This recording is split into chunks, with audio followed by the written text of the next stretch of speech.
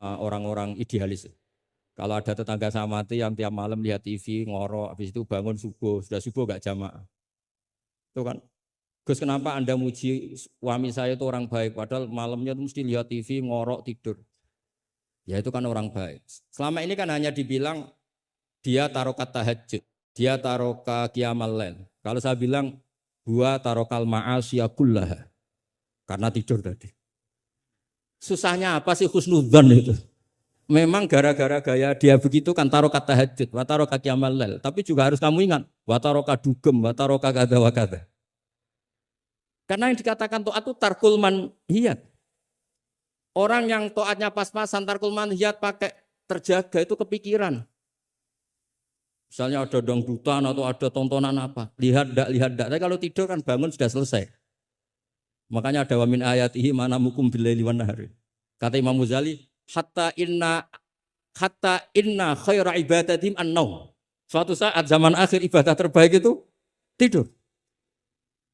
Karena kalau bangun ngayal, ketemu orang hasut, ribet. Tapi kalau tidur kan enggak. Lu tidur tuh hebat. Kenapa tidur itu menjadi keramat? Ru'yal anbiya wahyun. Kalau tidak nabi, ru'yal mu'min itu juz'un min sittatin wa arba'ina juz'an minan nubuwah. Itu ada ulama nganalisis gini, kenapa tidur itu objektif?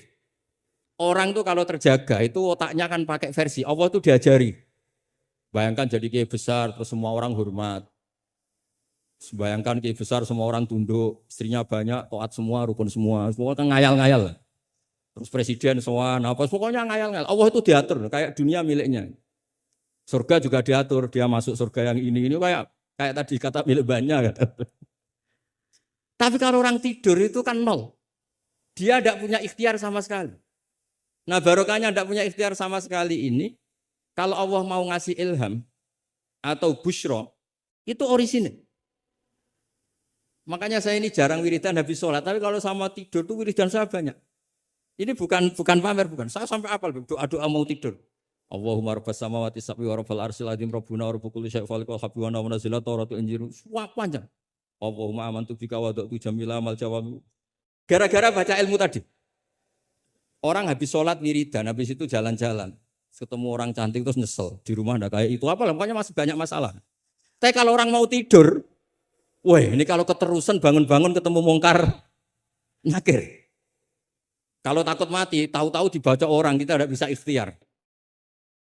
Apapun itu riskannya Masya Allah namanya tidur. Tapi kita berani karena tawakal sama Allah. Nah itu kalau kamu bisa mengenalkan itu tidur kamu dengan kualitas juz'un min sittatin wa arba'ina juz'an minan. Saya itu pernah tidur, ini cerita ke sampean. Tidak sering tapi pernah. Belajar kitab, sak nomornya itu tak lihat. Itu persis. Dia hanya ingin meraktekkan itu. Ya karena tadi. Kalau betul ru'yal mu'min itu juz'un min sittatin wa arba'ina juz'an minan. Makanya ada anni arafil manami anni atbahu. Makanya ketika Said Muhammad cerita, kalau ada kritikus tentang kitab Madaih, karena kadang pakai cerita ru'yal kafir, itu kata Said Muhammad, di era sebelum Rasulullah SAW, itu semua ru'ya itu orisinil. Ketika Fir'aun mimpi bahwa ada an-naron akhraqat baitahu, terus ditakwil anna waladan min awladi bani Israel ahlaka mulkahu. Akhirnya nyata apa enggak? Nyata kan? Padahal itu ru'yal kafir. Fir'aun mimpi ada nar sing akhraqat baitahu, terus ditakwil ada waladan min bani Israel ahlaka napa? Mulkahu. Nyata, padahal itu ru'yal kafir. Zaman Azizu Misro, mimpi ini aros apa bakaratin siman. Itu juga nyata padahal ru'yal kafir. Sehingga di Dalailun Nubuwah Imam Bukhari sendiri memasukkan komentarnya Heraklius. Di kitab-kitab Madaih juga memasukkan komentarnya Nasturo, Bukhairo memasukkan. Nah, lagi-lagi ini pentingnya ngaji. Tapi kalau Anda tidak ngaji, wah ini omongannya orang kafir, Mas Layu tamadu qaulu gini-gini. Lagi-lagi ini barokahnya ngaji. Jadi barokahnya ngaji kita tahu mana duduk perkaranya, mana yang harus musaddaq, mana yang harus mukadzab. Jika kita ngaji disebut al-jarh wa ta'dil. Nah, saya mohon semohon-mohonnya lah bahwa Quran ini kita bawa dengan semua perangkat ilmu. Terakhir saya cerita ilmu balaghah. Ilmu balaghah juga penting. Misalnya secara lahir orang kafir itu misalnya tidak sumun, tidak bukmun. Tapi barokahnya la yasmaul haqqa disebut bukmun misalnya. La yatakallamu bil haqq, la yasma'u. Akan itu kan ada sumum, bukmun, umyun. Sumun berarti apa? La yasmaul haqq. Bukmun la yatakallamu bil haqq. Umyun berarti la yubsirul haqq. Sehingga nanti kalau ada ayat wa ja'ala minhumul qiradata wal khanazira abadat taghut. Andaikan tidak ada fakta, ada kaum tertentu yang dijadikan khonazir, kita masih bisa pakai tasbih. Tasbih balik adalah yang ada itu tasbih dibuang. Kalau orang dermawan level 6 mungkin orang bilang masih zaitun kal bahr. Tapi kalau levelnya 9, 10 orang akan bilang zaitun bahrun. Kalau ganteng masih pas-pasan zaitun kal badri. Tapi kalau sudah kayak Rasulullah anta syamsun anta badri. Nah, pentingnya ilmu itu adalah ketika ada ayat yang dohirnya misalnya ada tadi wajah alamin humul qiradata wal khonaziro abadat taghut. Ternyata misalnya kalau itu fakta ya sudah selesai kan berarti itu hakikat. Tapi itu misalnya tidak fakta, kita masih bisa mentakwil dengan ekulubuhum atau apalah mentalnya mislul khonazir mislal qirad. Tapi kalau kita tidak ngaji balaghah, semua lafaz kita anggap apa? Tekstualis dan kita anggap hakikat, berarti terus menganggap pernah ada periode yang orang itu dijadikan seperti itu. Nah, lagi-lagi yang nyafaat itu semua adalah ilmu.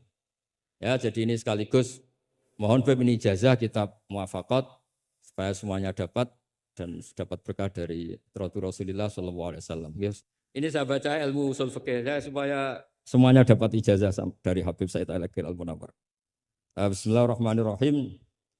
Fahiya tahmilul jamma al-ghafir do'ifan wa qawiyya. Jadi agama ini menanggung orang yang do'if juga orang yang kuat. Yang kuat diwajibkan zakat. Yang do'if sebagai mustahik zakat. Artinya apa? Agama ini semuanya diuntungkan. Terus muti'an wa asiyat. Terus wataku tuhum bil khazaimihim min qadan wa abiyya. Wa tusawwi bainahum bi hukmil adli syarifan wa daniyya. Wa tubawi uhamilaha fid dunya wal akhirati makanan aliyya. Wa tudrajun nubuwatu baina jambaihi wa illam yakun nabiyya. Wa tul bisu al muttasifa biha malbasan saniyya hatta yakuna lillahi waliya. Ini kata beliau, orang yang ilmunya cukup itu kata beliau dijamin hatta yakuna lillahi wali. Karena tidak ada orang yang syafaqah sama umatnya Rasulullah SAW kayak orang alim. Saya itu sering dikomplain. Kata Imam Abu Hasan Asyadili fi mukasyafatihi, beliau ketemu Nabi Muhammad SAW, satu ketemu Nabi Nuh. Kata Nabi Muhammad, gak jelek Nabi Nuh, andaikan kamu tahu, anna fi aslabil kuffar, man saya'budu wa la yusyriku bihi syai'an. Kamu tidak akan mendoakan mereka la tadzar alal ardi minal kafirina dayar. Nabi ketika dihujat kayak gitu di Abdul Yalil di Taif, itu kan sampai Malaikatul Jibal bilang, kalau kamu mau Muhammad, kalau kamu mau ya Rasulullah, mereka akan saya habiskan. Apa kata Nabi? Bal arju ayyukhrijallah min aslabihim ma ya'budu wa la yusyriku bihi syai'an. Mungkin bapaknya belum iman tapi nanti anak-anaknya iman. Kita tahu kan Abu Lahab punya anak Darro, Abu Jahal punya anak Ikrimah, Walid yang kayak gitu getol Nabi punya anak Khalid. Kayak apa sabarnya Nabi, Kak? Seperti sabarnya kiai-kiai di Indonesia. Bapaknya itu gak poso, ya ora salat. Anaknya itu TPG. Gara-gara anaknya cilik poso itu yuk gedong bapaknya. Sesuai bapaknya izin melok poso. Saking harunya melihat anaknya puas. Abdullah bin Ubay bin Salul itu punya anak itu solehnya minta ampun. Saya tidak tahu ketua pondok apa berdarah mondok di Rasulullah. Itu termasuk min ajal italamitihi Abdullah bin Ubay. Punya anak Abdullah juga namanya. Sampai ketika ya Rasulullah bapak saya itu meninggal. Tolong dikasih syafaat. Ya. Saya ingin kafannya itu jubah jenengan. Fanaza jubah tahu dikasihkan. Tidak sekedar itu. Tolong ludahi ya Rasulullah biar diludahi. Sampai Umar itu, ya Rasulullah, apa engkau tidak ingat? Abdul bin Ubay ngomong gini, ngomong gini. Enggak pernah tidak. Ya nanti saya mintakan maaf ya Umar. Tapi kata Allah, intastaghfir lahum sab'ina marrah falayya wa sa'azituhu ala sab'in. Kalau 70 enggak bisa, nanti saya tambah. Itu karena ngergani anaknya. Kata banyak ulama mengatakan aslama bi ra'fati Rasulillah wa bi ahwali Rasulillah itu alfun min ahli baiti qaum. Jadi gara-gara sikapnya Nabi yang simpatik, orang kampung yang gengnya Abdullah bin Ubay itu menjadi Islam semua. Wong kok apike gitu, orang kok sebaik itu Rasul. Haru. Artinya gini, ada bukti bahwa anaknya orang nggak karu-karuan itu ya bisa mondok. Bapaknya tidak bisa baca Quran, anaknya hafid. Pasti wisuda itu nangis. Nangisnya karena saya itu baca Quran saja tidak bisa kok anak saya. Nah, roja ini loh yang menjadikan kita semangat, tetap nggak frustasi nyai di Indonesia. Karena Nabi ketika melihat kafir harbi saja, Nabi tetap menghentikan bal arju. Saya berharap ayukhrijawah min aslabihim ma ya'buduwaha wa la yusyriku bihi syai'an. Nah ini sekaligus supaya saya di sini ada gunanya. Andai kan undangan ini salah juga sebagai kafaroh, Gus Hamid, kafaroh semuanya. Saya baca muwafaqat karena saya pernah virtual sama beliau nerangkan usul fikih. Saya juga bingung kayak dua orang yang ngatur saya ini. Tapi saya senang sama usul fikih. Saya baca semoga ini barokah sekaligus saya minta ijazah sama Habib Said Aqil Al-Munawwar. Di antara cara ulama mensifati Rasulullah Shallallahu Alaihi Wasallam itu di antara cara madh Rasulullah itu begini. Ba'asahu terusnya terus bimillatin hanifiyatin. Terus beliau ngendikan tahdil kafah fahiman wa ghobiyah. Jadi agama ini tahdil kafah fahiman wa ghobiyah. Wa tarfuku bijami'il mukallafin muti'an wa asiyah. Itu ketika saya tarik muti'an wa asiyah itu gimana? Bagaimana millah? Hadil millah ini bisa tarfuku bijami'il mukallafin muti'an wa asiyah. Nabi kayak apa cerita orang baik yang ideal, yang melakukan imtitsalul awamir wastinabun nawahi. Tapi Nabi juga ngendikan syafaati li ahlil kabair min ummati. Kayak apa Quran mengajarkan kita kebaikan yang ideal? Wa ibadur rahmanil ladzina yamshuna 'alal ardi hauna wa idza khatabahumul jahiluna qalu salama wal ladzina yabituna li rabbihim sujada wa qiyama wal ladzina itu ideal. Ada lagi yang ideal disebutkan muhsinin itu apa? Alladzina yunfikuna fis sarra'i wad dharra'i wal kadhimina al ghaidha wal 'afina 'anil nas terusnya. Tapi Allah juga ngendikan qul ya ibadiyalladzina asrafu 'ala anfusihim la taqnatu mir rahmatin. Mereka yang asrafu Allah masih manggilnya ya ibadihi hamba-hambaku, kamu ke sini. Anibu ila rabbikum aslimulah. Kayak apa? Hadhil millah tarfuqu bijamil mukallafin muti'an wa asiyah. Sehingga Nabi ngertikan, mangqala la ilaha illallah jannah wa insana wa insara qal wa insana wa insan. Itu kebetulan yang tanya itu Abu Dzar. Abu Dzar itu orang yang fikihnya itu ekstrim. Malah yang didhawuhi Nabi wa insana wa insara sampai tanya lagi. Ya Rasulullah tenane. Kebetulan Nabi pasti itu bangun tidur. Iya, Dzar wa insana wa insara sampai 3 kali. Saking Nabi itu karena beliau bantah terus sampai Nabi ngendikan ala rohmi anfi Abi Dzar. Oh, dasar terang ora paham-paham. Abu Dzar terus bilang wa in rohima anfu Abi Dzarrin. Meskipun begitu saya puas karena sudah mengkonfirmasi sampai 3 kali. Sehingga dalam kenangannya Ka'bul Ahbar, dalam kitab Khilyatul Auliya ketika cerita mana Ibu Ka'bil Ahbar. Ka'bil Ahbar ini orang ahli kitab yang maunya Islam itu terlambat. Karena nunggu data itu kurang 1 menurut dia. Di kitabnya dia itu kan masyhur itu Al-Hadits Tsani an Yasar bin Atha an Ka'bil Akbar qala alamani abi Taurata illa sifran wahidan kana yahtimuhu wa yudkhiluhu sunduk. Falamma mata abi fatahtuhu fa idzan fihi nabiyyun yakhruju akhir zaman. Maulidu bi Makkah wa hijratu bil Madinah wa sultanuhu bisyam. Ka'bil Akbar itu tahu Rasulullah itu maulid di Makkah ini sudah benar. Wa hijratu bil Madinah sudah benar, tapi beliau tidak menangi ada sultanul Islam bisyam. Sehingga cara beliau data ini kurang 1. Ketika Futuhat, Umar menaklukkan Syam. Dan Islam di Syam menjadi sultanah, menjadi sultan. Wa sultanuhu bisyam. Singkat cerita dia akhirnya masuk Islam. Dengan data yang seketat itu. Akhirnya dia jadi penasihatnya Umar bin Khattab. Masyhur. Ketika di antara yang diceritakan beliau adalah yalumunani ahbaru Bani Israel. Saya ini ketika ketemu orang-orang ulamanya Bani Israel sering dicibir, disalahkan. Annani dakhaltu fi ummatin farraqahum awalan summa jama'ahum. Nah, ini Saya ini dikritik, disalah-salah ini sama ulama Bani Israel. Karena saya ini masuk satu komunitas yang gaya pertamanya kayak ada kelompok-kelompok, ada faksi-faksi. Tapi semua jamaah pada akhirnya jadi satu. Terus beliau baca kitab, baca Quran tadi, summa awrasnal kitab alladzina astafaina min ibadina. Tadi yang dibaca Profesor Kures. Faminhum dzalimun li nafsi. Gayanya kita ini kita dibagi, ada yang dzalimun li nafsi, wa minhum muqtasid, wa minhum sabiqum bil khairati biidznillah. Tapi kata Nabi, haula kulluhum bimanzilatin wahidah wa kulluhum fil jannah. Tapi ternyata 3 orang ini semuanya di surga. Yang ngajari Quran, lelaki sama lelaki, perempuan sama perempuan, itu ya fil jannah. Tapi kalau di TV, di kampung-kampung itu gurunya itu perempuan cantik. Ya ada ustadz lelaki, ya agak kepikiran juga. Itu kalau diharamkan tidak jalan, dihalalkan fitnah.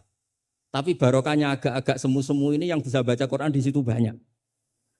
Ikutnya partai wa akharuna atarafu bidzunubihim khalatu amalan sholihah wa akhara sayyi'ah. Jadi, ini cerita saja, nanti bisa ditas sama beliau. Intinya kalau kita ngaji itu tadi, kita kata Sayyid Muhammad yang paling masyhur, li'annal insan kullamatta sa'afikruh qalla inkaruhu 'alan nas. Jadi, al-insan idza tasa'afikruh qalla inkaruhu 'alan nas. Jadi tadi misalnya ada kiai besar diundang di kampung-kampung terbelakang nggak mau, jangan katakan sombong. Itu tidak membunuh pasaran kiai kampung. Yang datang puji tawaduk, yang nggak datang puji ngasih job, kan enak kan? Semuanya benar. Semuanya apa? Loh, saya kalau bilang Kemenak tidak datang, karena ngasih jatah jenengan-jenengan ini. Kalau saya datang bisa majub ini. Ya ini sekaligus minta ijazah saya baca Muqaddimahnya. Nah ini banyak keluarga saya sama dari keluarga Lasim. Begini ya, masalah ulumul Quran. Saya dulu kalau diajarin bapak itu sering beliau cerita. Kamu cari sisi ekstrimnya. Sisi ekstrim itu begini, misalnya hudal lil muttaqin. Quran itu petunjuk bagi mereka yang takwa. Orang-orang idealis mengartikan takwa itu adalah orang-orang yang imtitsalul awamir wastinabun nawahi. Itu orang ideal. Tapi faktanya Sayyidina Umar itu masuk Islam itu dengar surat Toha hina kana huwa kafir. Ketika beliau masih kafir.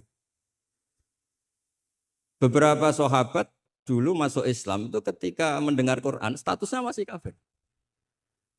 Sehingga ada bukti bahwa orang tidak muttaqin juga bisa dapat hidayat Quran. Nah barokahnya kita baca banyak, Quran itu bukan sekedar hudal lil muttaqin tapi juga hudal linnas. Lalu dianalisis. Oh jangan-jangan lil muttaqin ini cara balaghah min babil iktifa. Lil muttaqin wa ghairihim. Buktinya ada ayat lain yang menyebutkan hudal linnas. Ini itu awal dari disiplin ilmu. Sehingga memang tidak bisa kita mengartikan Quran tanpa baca tafsir yang banyak. Kemungkinannya tadi tambah pintar atau tambah bingung tadi. Nah, soal kita tetap tidak bisa itu ya alhamdulillah memang manusia didesain wa kanal insanu dzaluman jahula. Jadi kalau kita bodoh itu sesuai rencana Tuhan memang itu. Jadi tidak usah disesali, biasa aja memang. Dari dulu juga sudah direncanakan kita ini berstatus wa kanal insanu dzaluman jahula. Itu secara balaghah itu dzaluman banget, dolime, jahulan itu banget bodohnya. Banget dolimnya itu begini, andaikan kita ini orang baik, itu juga enggak mesti baik. Tadi dawuh Pak Kures itu saya sering memberi analogi. Saya ini kata orang banyak. Itu ketok. Kalau diundang di kampung, musola penceng itu kalau datang, kata orang-orang itu tawaduk. Tapi kata kiai setempat, itu mangan jatah kiai cilik Gus ini. Jadi yang satu bilang tawaduk Gus, yang satu bilang cek mentalan Gus, jatahku mbok jupuk. Sehingga saya sering cerita ada acara manakiban. Biasanya kalau kiainya itu tuh Pak Said dapat ayam paling besar kalau kiainya. Kalau yang lainnya itu ya suwiran. Barokahnya saya tidak datang, yang dipakai itu kiai-kiai yang kira-kira mabadik fikih. Saya ini kan dianggap kiai kolyubi. Itu maturnunya sama saya itu maturun Gus jiran gak teko. Aduh aku untuk suwiran. Karena sekali saya yang datang itu ya kira-kira bintangnya saya. Jadi kadang-kadang antara tawaduk dan ngambil jatah itu enggak jelas. Nah ini pentingnya ngaji ijtihad, makanya di sahabat kita muwafaqat. Ijtihad itu satu logika yang enggak konsisten. Sebab itu Rasulullah Shallallahu Alaihi Wasallam itu kalau ngendikan apa saja, itu ya juga dianalisis oleh sahabat. Misalnya begini, ya ummul qauma aqra'uhum li kitabillah. Tentu imam itu yang terbaik. Tapi di beberapa kejadian, akabirus sahabah itu pernah makmum sama Salim Maula Hudzaifah. Itu orang yang kelas nasabnya, marganya itu jauh di bawah Abu Bakar Umar. Tapi beliau-beliau makmum sama Salim Maula Hudzaifah. Bahkan beberapa riwayat yang Nabi ngendikan cara shorihan, itu sama sahabat masih dinego. Karena ada ranah istihad. Misalnya Nabi ngendikan, la tusalliyanna asra ila fi Bani Quraidah. Ternyata mendekati Bani Quraidah, kadati syamsu antahruba, matahari hampir terbenam. Sebagian sahabat berpikir, kita harus sholat di sini karena matahari mau terbenam. Sebagian yang lain enggak, Nabi bilang jangan asar kecuali di Bani Quraidah. Separuh sholat asar, separuh enggak. Falam yu'annif ahadan minhum. Nabi tidak menyalahkan salah satu karena ini masalah apa? Istihad. Jadi ini matur juga Gus Samit, saya tadi dari rumah bilang sama keluarga, saya datang tapi mau pamit. Ini saya sudah mau jadi resi, mau uzlah. Karena ya itu tadi, kalau saya ngisi terus itu apa tawadu, apa nutup jatahnya orang lain itu juga gak jelas. Nanti hisabnya itu apa ya gak jelas. Bapak itu sering ngajari gitu.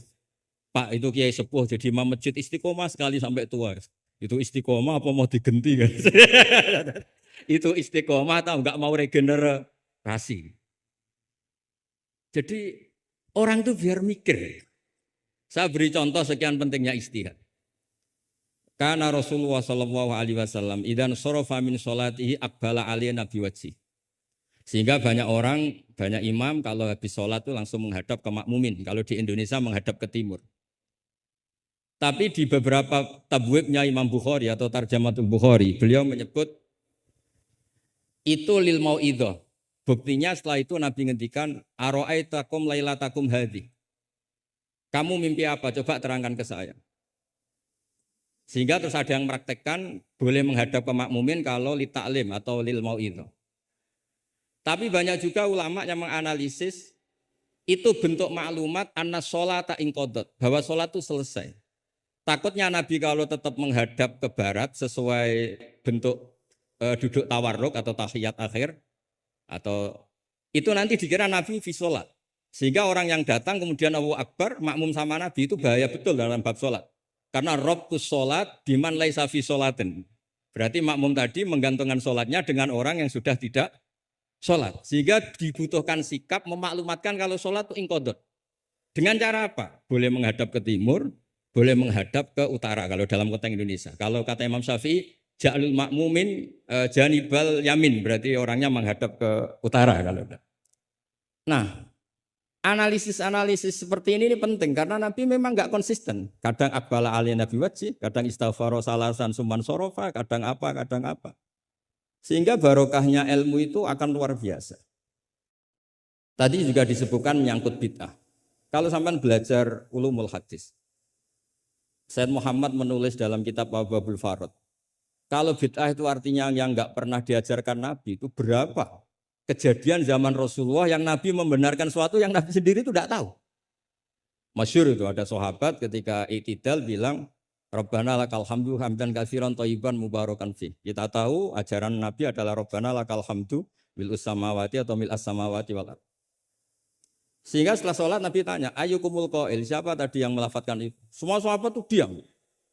Karena takutnya Nabi menyalahkan.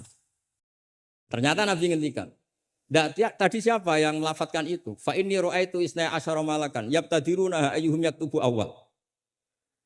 Anggap ini kontes kecerdasan, makanya beliau itu cerdas banget. Ben sawangane ana kiye Jawa cerdas, ibu cerdas. Ajane kula niku nggih sungkan. Enggak, saya tadi melihat 12 malaikat. Wa fi riwayatin salasina malakan, itu ada beberapa riwayat. Yang mereka itu berebut menulis siapa yang menulis pertama. Saking indahnya kalimat itu. Terus ada orang bilang, ha ana ya Rasulullah, tadi saya. Itu min ghairi sabqit ta'lim, tapi tidak mengajarkan itu dulu. Terus Sayyid Muhammad melihat lagi peristiwa Bilal. Ya Bilal, kamu itu punya ngalaman apa sih sampai saya mendengar dafana alaika fil jannah. Saya melihat Qur'ana alaika fil jannah. Ketukan sandal kamu di surga. Bilal cerita, saya tidak pernah wudhu gini-gini kecuali saya sholat dengan wudhu itu. Dan banyak lagi amal-amal sahabat yang min ghairi sabqit ta'lim kemudian di-ACC oleh Nabi. Andai kan bid'ah itu yang belum diajarkan Nabi, tentu semua itu salah. Kowe sing marai sapa, ora tak warai kok kreasi dhewe. Fa antal musyarri'. Ndak, Nabi ternyata mengiyakan. Yang ketiga yaitu peristiwa kulhu. Ada imam di Masjid Kuba, kila fi syariatin Nabi arsala syariatan itu selalu kalau imam itu baca kulhu. Sampai makmumnya itu jenuh karena main kulhu terus. Singkat cerita si imam ini dilaporkan, ya Rasulullah imam yang kau tugaskan ke kita ini main kulhu terus. Itu gimana ya Rasulullah? Tapi Nabi karena bijak panggil orang itu, dipanggil. Kenapa kamu sering baca kulhu? Li'anna surat al-ikhlas sifatur rahman fa'ana uhibbuha. Itu surat yang benar-benar hanya nerangkan Allah sehingga saya suka. Kalau surat lainnya itu kan surat proposal. Misalnya Anda bilang uji budak watadai terus dongo. Banyak sifatnya Allah yang kamu suka itu karena terkait Anda. Kalau ini enggak ada yang terkait kita, murni tentang Allah. Sehingga saya suka. Makanya disebut suratul ikhlas. Kalau Anda baca Ar-Rahman mesti terus hanya irhamna. Anda baca Ghafur terus ighfir lana. Jadi kepentingan Anda langsung diungkapkan. Apalagi yang Al-Mujib. Wah, langsung kemana-mana hajatnya disampaikan semua. Kamu yang punya utang, Allah yang kamu libatkan gitu. Ya kan? Kamu yang ingin wahyu, Allah kamu libatkan. Ya Allah. Masih disuruh enggak konangan itu kan. Enggak ikut Allah, enggak ikut utang, kamu libatkan suruh nyaur gitu kan. Tapi kalau surat Ikhlas enggak ada itu semua. Enggak ada Mujib, enggak ada Rahman, enggak ada pokoknya tentang Allah saja. Maka saya suka. Sehingga disebut surat Ikhlas karena orang baca surat Ikhlas itu pasti ikhlas karena ada terkait tentang kita. Tapi apa kata Nabi? Barusan Jibril datang memberitahu Allah itu suka kamu. Akhbirhu annallaha yuhib. Orang itu senangnya bukan main. Nah barokahnya ngaji seperti ini kalau Anda melihat imam main kulhu saja, orang alim alama itu pasti baca hadis tadi. Tapi Imam Ahmad tuh gak suka ada orang sering baca kulhu, ini cerita ijtihad. Gak suka. Beliau dikasih tahu ini kampung ini sering baca Yasin, kampung ini sering baca kulhu. Marah besar Imam Ahmad. Ayuh jarul Quran. Ayuh jaru ghairu suratil ikhlas. Ayuh jaru ghairu surati Yasin. Memangnya Quran hanya kulhu. Kamu ridho kalau Quran lainnya gak dibaca. Kamu ridho kalau surat lainnya agak populer, yang populer Yasin terus. Lam yakun se'unnal Quran mahjura. Enggak boleh Quran jadi mahjur. Harus dibaca semua. Ya tapi kan kaidah kita ada saja ulama yang mengatakan malah idroku kullu, la idroku kullu. Kalau tidak bisa semua ya kullu. Nah, ya istilah-istilah ini yang bikin kita ini ya seneng ya kadang mangkel gitu. Karena ya mangkelnya itu kok mereka yang ulama tidak kita itu. Ya kadang-kadang mangkal itu. Ya mangkal seneng. Saya itu pengagum kitab usul karena mbah saya itu al-usul. Yang saya seneng ya tadi logika yang dibangun. Tapi saya pastikan al-usuli ini di antara kaidah terakhirnya itu at-takmil idza ada lil asli bil ibtal lam yu'tabar. Jadi at-takmil idza ada lil asli bil ibtal lam yu'tabar. Sehingga kiai-kiai Jawa itu kalau misalnya negur orang sepuh itu. Saya sering diceritani kiai-kiai kampung itu. Ada orang sujud tuh gini, Beb. Setelah ditegur, "Mbah, kalau gini lebih sah." Enggak membenari peci malah paginya enggak sholat lagi. Jadi makanya kiai Jawa itu malas negur karena jadinya enggak dibenahin, jadinya enggak sholat. Jadi itu masuk kaidah at-takmil idza ada lil asli bil ibtal lam yu'tabar. Jadi kalau dipaksakan ideal itu malah al-aslunya hilang. Makanya kitab ini yang saya baca, kitabnya Imam Syatibi. Asy-Syatibi itu ada dua, ada Asy-Syatibi al-Usuli, ada Asy-Syatibi yang al-Muqri, yaitu yang ngarang Khirzul Amani itu ya. Nah itu ini nanti saya baca beberapa kaidah dalam ulumul Quran. Jadi ijtihad itu tidak bisa tidak benturan. Saya sering cerita di mana-mana. Dulu Imam Syafi'i itu pengagum kemiskinan karena kalau orang miskin itu tidak ada hisabnya. Oh senangnya bukan main dengan miskin. Selain faktanya miskin, senang tapi dengan orang miskin. Karena ada hisab. Setelah ngaji sama Imam Malik, beliau tanya, siapa orang yang selevel jenengan ya Malik? Ya dulu ada Imam Abu Hanifah, sekarang sudah wafat. Tapi ada muridnya. Namanya Muhammad bin Hasan Asy-Syaibani. Setelah beliau datang, Muhammad bin Hasan Asy-Syaibani itu kalau ngitung emas, itu di meja tamu. Ngitung uangnya di meja tamu. Uangnya. Imam Syafi'i itu ngelus dodo. Orang sealim ini kok kedonyan. Tapi kata Muhammad Hasan Asyibani, kalau kamu orang soleh gak boleh punya uang, gak boleh kaya, ini tak kasihkan sama lonte, sama koruptor, sama tukang dugem, tukang apa itu, tukang judi. Jangan, kalau dipakai orang fasik nanti gak karu-karuan. Jenengan saja. Baru sadar, oh iya ya. Kalau yang orang soleh kere semua, yang fasik kaya, berarti ada syaukatul zalim ala soleh. Ada syaukatul zalim, kayak apa bahayanya? Ada saltonatul fasik ala soleh. Semenjak itu Imam Syafi'i itu tuh sampai fatwa berlebihan. Orang Islam yang bisa kaya kok miskin haram. Kuat beli Alphard kok beli carry tua haram. Terus berlebihan. Kalau Gus Ilmi kuat jabat kok enggak haram. Pokoknya terus ekstrim. Sampai al-Islam ya wala yulale. Terus kata kiai-kiai Jawa yang alhamdulillah banyak yang miskin juga. Komentarnya lucu. Wes ngerti bah, cuma ora kelar. Artinya punya selera kaya itu kita sudah punya. Jangan haramkan, semuanya tahu kok. Cuma enggak mampu, jadi sudah salah no. Tapi barokahnya itu Imam Syafi'i menjadi tahu bahwa bukan sekedar ahyini miskinan wa amitni miskinan, tapi Nabi juga pernah ngendikan nikmal malu soleh lil maris soleh. Bahkan Imam Syarani ngendikan kamu murid-murid saya harus jadi orang kaya. Kenapa Imam Syarani? Bukan kan kita disuruh zuhud nanti. Kamu kebingungan baca ayat ini, terus beliau baca anfiku ini. Artinya kalau kamu miskin pas baca anfiku mimma razaqnakum kamu bingung karena kamu nasibnya yunfakun. Qurannya itu yunfikun, bukan yunfakun. Yunfikun itu memberi, bukan diberi. Jadi, itu istihad. Maksudnya ini istihad. Jadi istihad itu sesuatu yang harus kita buka. Ya seperti inilah. Saya tidak tahu ini Gus Hamid ngundang saya ini apa ganjaran apa enggak. Kalau melihat senang orang alim, silaturahim ya ganjaran. Tapi kalau tanyakan santri saya yang sekarang mungkin baru sorogan sama saya ikhya, ganggu saja bodoh kerapnya. Tidak tahu nanti yang didengar Allah itu komennya yang di sana dianggap sini pengganggu. Apa yang didengar Allah itu silaturahim dengan keluarga kerapnya. Tidak tahu. Kulun muhtamilun. Kalau di mu'in wa fihi nadhurun itu. Supaya ya ini masalahnya masalah ijtihad. Enggak bisa.